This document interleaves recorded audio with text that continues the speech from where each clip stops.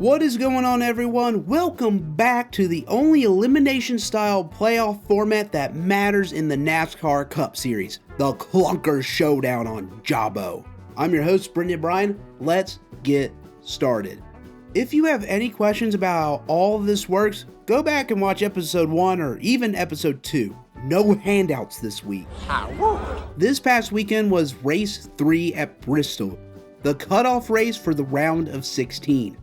Let's overview the point situation, see who was not worthy to advance, ridicule those who did, and preview the round of 12. Mixed bag from the clunkers at Bristol, with 3 in the top 10 and 8 in the top 20. Why? And again, for the third week in a row, Josh Berry, formerly a playoff driver, finished last because another playoff driver, Chase Elliott, finished second to last. I don't even know why I picked him to make it to the Final Four in the first place. With those finishes, it robbed clunker Daniel Suarez from another last place result for the second week in a row. Good grief.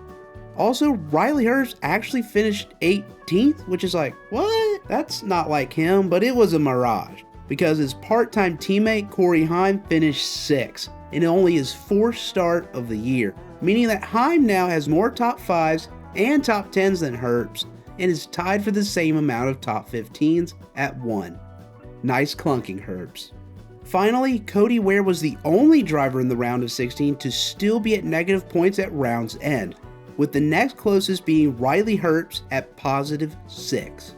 But I know that's not what you're interested in, because 4 drivers were eliminated from the showdown following Bristol.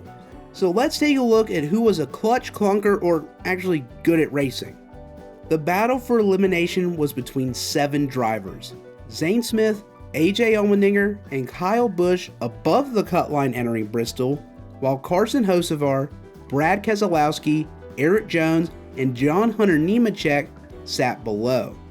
Things were interesting early, as AJ Allmendinger, entering as the 4th seed into the Clunker Showdown, started from the pole, led laps, and had top 10 pace for most of the race. However, he looked deep inside and realized his showdown wasn't over yet, and found himself in a wreck that took him out of the race, staving off elimination by 29 points.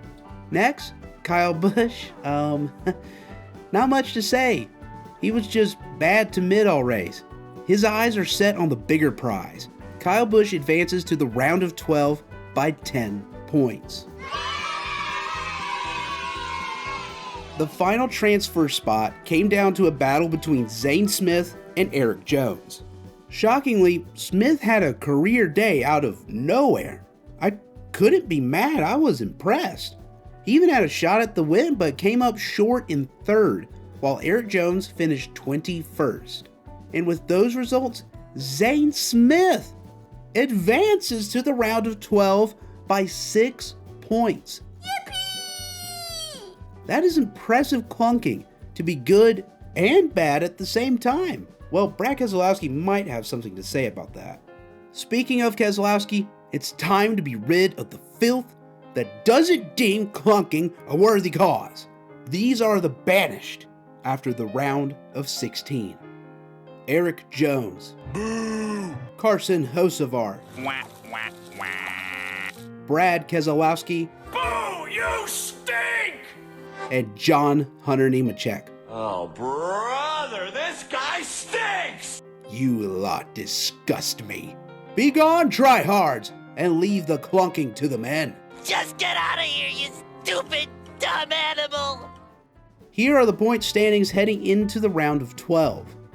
Cody Ware and Riley Herbst both sit 21 points above the cut line. Noah Gragson and AJ Allmendinger are both 13 points above the cut line. Cole Custer and Ricky Stenhouse Jr. are both 4 points above the cut line. Daniel Suarez is 2 points above, and Ty Dillon is only 1 point above the cut line. That means Todd Gilliland and Kyle Busch are 1 point below the cut line, and Zane Smith and Justin Haley are 2 points below the cut line.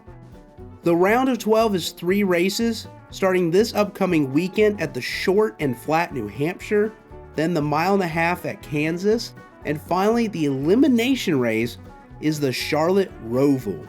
4 drivers will be eliminated after this round. The 4 drivers who are most in danger of being eliminated, in my opinion, are Zane Smith, Kyle Busch, AJ Allmendinger, and Daniel Suarez. Hey, Suarez might have already peaked this postseason. Well, there you have it, everyone. The Clunker Showdown rolls on into the round of 12. This round will separate the men from the bums as they take one step closer to the coveted Clunker Cup. Thank you so much for listening to episode 3 of the Clunker Showdown on Jabo. Let me know your predictions for the round of 12 in the comments below. I've been your host, Brendan Bryan, and I will see you all next time.